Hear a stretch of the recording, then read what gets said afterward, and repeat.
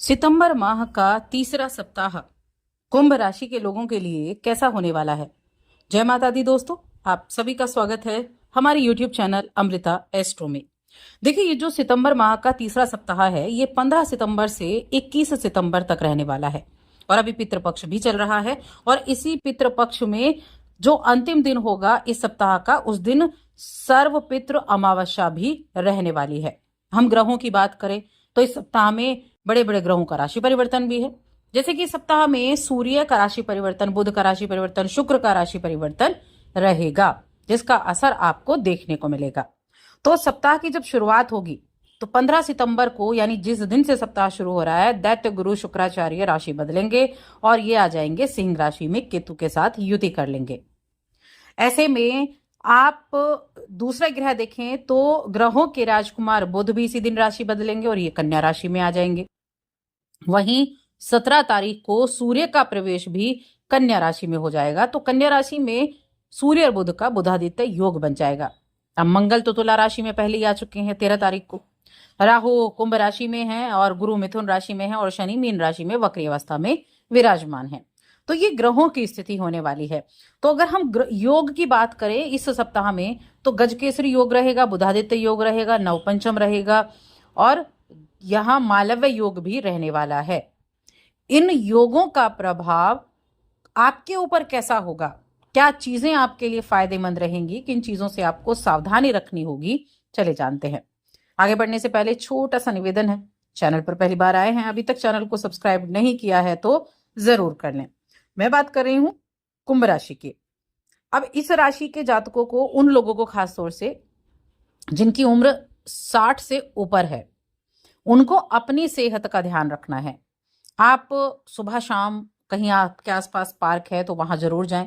वहां जाकर आप थोड़ा 30 मिनट 1 घंटे आप चलें, एक्सरसाइज वगैरह आप करते रहें। और ऐसी जो डस्ट भरी चीजें हैं ना, उन जगह जाने से आपको बचना होगा। तो ये चीजें आपको करने हैं सेहत के मामले में। इसके अलावा देखा जाए तो देखिए, कुंभ राशि को हम क्या कहते हैं? कुंभ राशि को हम कहते हैं मानवता वाली राशि, क्योंकि ये शनि की राशि है और ये इसकी खासियत है, लोगों की सहायता करना इस तरह से। तो यहां आप बड़ा सूझबूझ से काम लेंगे, आपके लिए चीजें बड़ी अनुकूल होती जाएंगी। लापरवाही नहीं बरतनी है, वरना ये बनती बातों को बिगाड़ सकती है।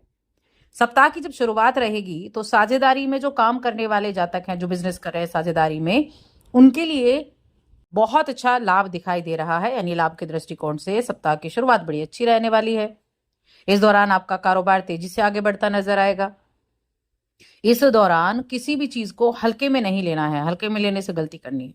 गलती ना करें हल्के में लेने की, क्योंकि कई बार होता है ना, हम चीजों को बड़ा ऐसे बड़े ही हल्के में ले लेते हैं कि देखा जाएगा, या आज नहीं कल कर लेंगे, होगा जो देखा जाएगा। तो ये कार्य नहीं करना है। ये समय आपकी वाणी पर नियंत्रण रखने का भी है। नियंत्रण रखते हुए काम करेंगे तो फैसले अच्छे रहेंगे, क्योंकि जल्दबाजी में फैसले लेंगे तो वहां थोड़ी प्रॉब्लम भी हो सकती है।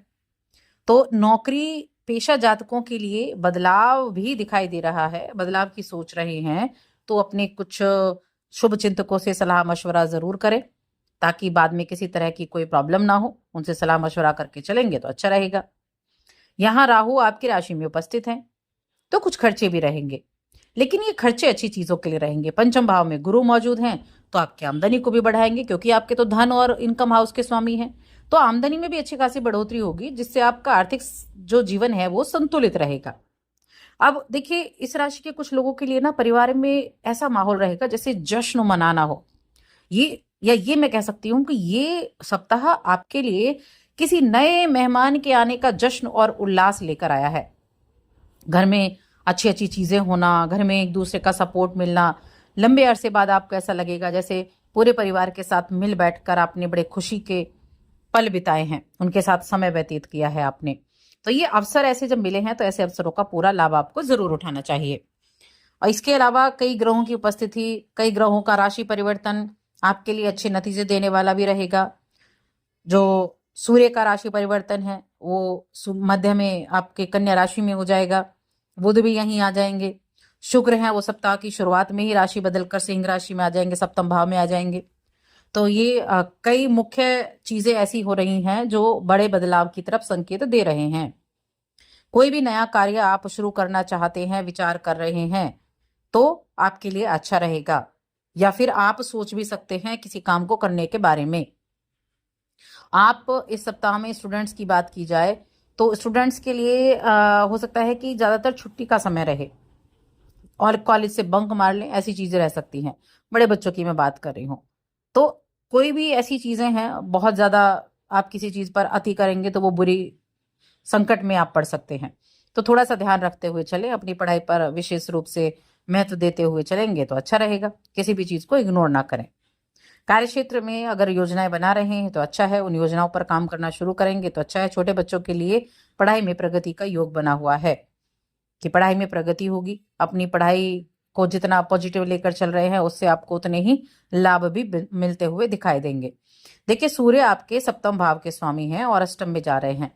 तो यहाँ थोड़ा सा आपके लिए ध्यान देने वाली बात क्या रहेगी कि जब सप्तम का बिजनेस हाउस का स्वामी 8th हाउस में जाता है और बुध के साथ बैठता है, थोड़ा सावधानी पूर्वक आपको काम करने पड़ते हैं। अगर आपका इंटीरियर से जुड़ा काम है, बुटीक से जुड़ा काम है, कपड़ों से जुड़ा हुआ काम है, इस तरह के कामों से जुड़े हैं तो आपके लिए अच्छा रिजल्ट रहेगा, क्योंकि शुक्रदेव यहाँ आ जाएंगे सप्तम में। अब रिश्तों के मामले में अगर देखा जाए तो कुंभ राशि के जातकों के लिए प्रेम संबंधों के लिए मामले में ठीक है। साथी की सेहत का बस ध्यान रखें, लेकिन शुक्रदेव सप्तम में बैठकर प्रेमों को अच्छा रखेंगे, वैवाहिक जीवन को अच्छा रखेंगे, आपसी प्रेम बढ़ेगा।